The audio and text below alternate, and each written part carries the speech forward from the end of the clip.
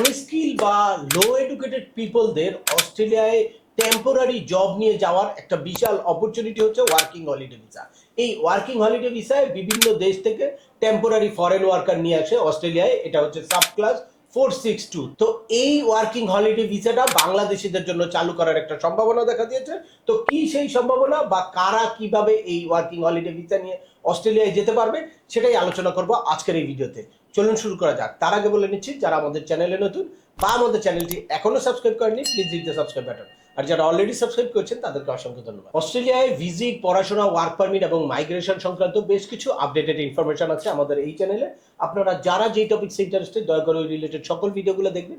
এরপর ছোটখাটো প্রশ্ন থাকলে ভিডিওর নিচে কমেন্টস করবেন। আর তারপরেও একান্ত কোনো ব্যক্তিগত পরামর্শ বা আমাদের কোনো সার্ভিস নিতে চাইলে ডিসক্রিপশনে থাকা হোয়াটসঅ্যাপ নম্বরে অ্যাপয়েন্টমেন্ট বুক করে সরাসরি যোগাযোগ করতে পারেন।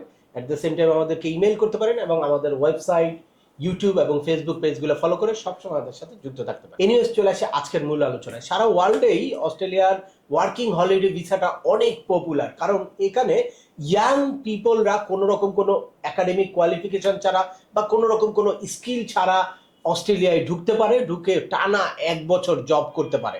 তারপরে সে তার সুবিধা মতো সময়ে ব্যাক করে আসতে পারে। যে কোনো সময় চাইলে ম্যাক্সিমাম 1 ইয়ার সে অস্ট্রেলিয়ার ভিতরে থাকতে পারে। এটা মানে মিড রেঞ্জের বা আমাদের মতো ডেভেলপিং কান্ট্রির জন্য এটা অনেক গোল্ডেন একটা অপরচুনিটি। তো বাংলাদেশিদের জন্য এই সারা ওয়ার্ল্ডের পপুলার ওয়ার্কিং হলিডে ভিসাটা অস্ট্রেলিয়া চালু রেখেছিল 2012 থেকে 2017 পর্যন্ত। 17-এ এসে এই ওয়ার্কিং হলিডে ভিসাটা বন্ধ করে দিয়েছে, কারণ বাংলাদেশি পিপলরা যখনই এই ওয়ার্কিং হলিডে ভিসা নিয়ে যায় তারপর আর অস্ট্রেলিয়া থেকে তারা ব্যাক করছে না। এটার কন্ডিশন হচ্ছে ম্যাক্সিমাম 12 মান্থস আপনি অস্ট্রেলিয়াতে স্টে করতে পারবেন। আমি দেখেছি লাস্ট যখন আমি সিডনি ভিজিট করেছি, দেখেছি জার্মানি, ফ্রান্স সহ ইউরোপিয়ান বিভিন্ন কান্ট্রি থেকেও অনেকে ওয়ার্কিং হলিডে ভিসা এসে অস্ট্রেলিয়াতে জব করছে। আপনারা জানেন যে সারা ওয়ার্ল্ডের মধ্যে হাই পেইড জব কিন্তু অস্ট্রেলিয়াতে, ইভেন একদম বেসিক তাদের স্যালারি রেঞ্জটাও অনেক হাই অন্যান্য যে কোনো দেশের তুলনায়। তার কারণে অনেক ফার্স্ট ওয়ার্ল্ডের কান্ট্রির পিপলরাও কিন্তু অস্ট্রেলিয়াতে এই ওয়ার্কিং হলিডে ভিসা এসে কাজ করে তারপর তারা ব্যাক করে। বাট বাংলাদেশিরা যেহেতু ব্যাক করে না, 2017-এ বাংলাদেশিদের জন্য এই ওয়ার্কিং হলিডে ভিসাটা বন্ধ করে দেয়। লাস্ট 10ই ডিসেম্বর অস্ট্রেলিয়া এবং বাংলাদেশের সচিব পর্যায়ে একটা মিটিং হয়েছে। ওখানে বাংলাদেশের পক্ষ থেকে ওয়ার্কিং হলিডে ভিসা আবার চালু করার প্রস্তাব করা হয়েছে এবং সেখানে তারা একমত পোষণ করেছে। বৈঠকে পররাষ্ট্র মন্ত্রণালয়ের সচিব মোহাম্মদ নজরুল ইসলাম, বাংলাদেশ এবং অস্ট্রেলিয়ার পররাষ্ট্র ও বাণিজ্য সংক্রান্ত দক্ষিণ ও মধ্য এশীয় বিষয়ক প্রথম সহকারী সচিব সারা স্টোরি নিজ নিজ প্রতিনিধি দলের নেতৃত্ব দেয়। ঢাকা ইউনিভার্সিটি অফ ক্যানবেরার ক্যাম্পাস প্রতিষ্ঠা এবং অস্ট্রেলিয়ান TAFE এবং বাংলাদেশি TVIT এর মধ্যে সহযোগিতার প্রস্তাব করে। হয়তো নিয়ার ফিউচারে অস্ট্রেলিয়া আবারও বাংলাদেশিদের জন্য এই ওয়ার্কিং হলিডে ভিসাটা চালু করবে, তবে অবশ্যই কন্ডিশনটা দিবে যে যেই ওয়ার্কারগুলো যাবে তাদেরকে মেক শিওর করতে হবে বাংলাদেশ গভর্নমেন্টের তারা যাতে নির্দিষ্ট টাইম পরে ব্যাক করে আসে। তবে এখন আপনাদের মাথায় রাখতে হবে যে এই ইনফরমেশনটা নিয়ে অনেকেই কিন্তু বিজনেস করতে পারে বা অনেকেই আপনাদেরকে মানে অফার করতে পারে যে আমরা ওয়ার্কিং হলিডে ভিসা করে দিব।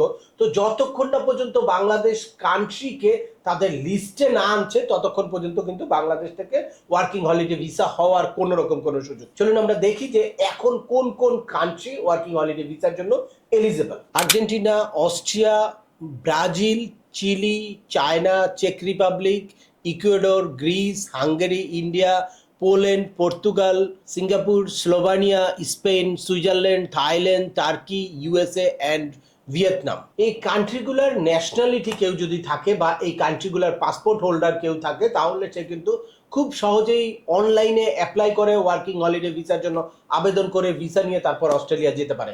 এটার জন্য কোনো রকম কোনো একাডেমিক কোয়ালিফিকেশনের দরকার নেই, কোনো রকম কোনো জব অফার দরকার নেই। জাস্ট 18 to 30 ইয়ার্স আপনার এজ হতে হবে, আপনার মেডিকেলে ফিট থাকতে হবে এবং আপনি কোনো চাইল্ড নিয়ে যেতে পারবেন না, এই কন্ডিশনটা আপনাকে মেনে নিতে হবে এবং আপনার জাস্ট নির্দিষ্ট এলিজিবল কান্ট্রির সিটিজেন হতে হবে। এই রিকোয়ারমেন্টগুলো ফুলফিল করলে যে কেউ কিন্তু এই ওয়ার্কিং হলিডে ভিসা নির্দিষ্ট একটা সময়ে আবেদন করে তারপর পেতে পারে।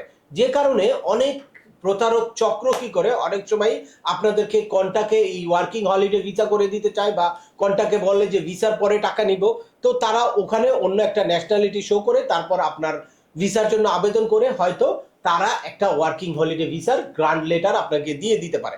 বাট বাংলাদেশ যেহেতু এলিজেবল কান্ট্রি না ওয়ার্কিং হলিডে ভিসার জন্য, দ্যাটস ওয়াই আপনি যদিও ওই লেটারটা গ্রান্ট লেটারটা পেয়েছেন এবং অনলাইনে চেক করে দেখলেন আপনার সবকিছু ঠিক আছে, তারপরেও আপনি ফ্লাই করতে পারবেন না। যখন ইমিগ্রেশন বুঝবে যে আপনি বাংলাদেশি সিটিজেন, আপনি বাংলাদেশি ন্যাশনাল হোল্ডার, তখনই বুঝবে যে এই ক্যাটাগরিটা আপনার জন্য আসলে সুইটেবল না বা আপনি এলিজেবল কান্ট্রি না। দ্যাটস ওয়াই আপনি কিন্তু ফ্লাই করতে পারবেন না। এ কারণে আপনারা যদি কোনো এজেন্সির মাধ্যমে ওয়ার্কিং হলিডে ভিসার জন্য আবেদন করে থাকেন বা কোনো এজেন্সি আপনাদেরকে ওয়ার্কিং হলিডে ভিসা দেওয়ার প্রস্তাব করে থাকে, তাহলে আপনাদের একটু সতর্ক থাকতে হবে, জানতে হবে যে বাংলাদেশ এখনো কি এলিজেবল কান্ট্রির লিস্টে উঠলো কিনা। যদিও প্রস্তাব করেছে মাত্র, এটা এক্সিকিউট হতে অবশ্যই সময় লাগবে।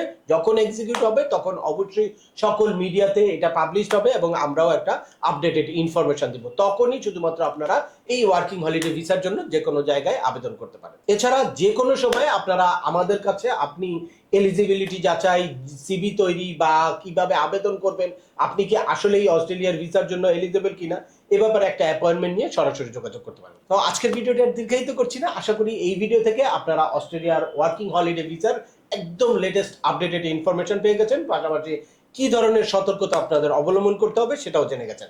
তারপরেও আপনাদের যদি এই সংক্রান্ত কোনো রকম কোনো প্রশ্ন থাকে অবশ্যই আমাকে কমেন্টস করে জানাবেন। আর ভিডিওটি ভালো লাগলে বা তথ্যবহুল মনে হলে লাইক দিয়ে আপনার বন্ধুদের মাঝে শেয়ার করে দিবেন যাদের এই ইনফরমেশনগুলো অত্যন্ত প্রয়োজন।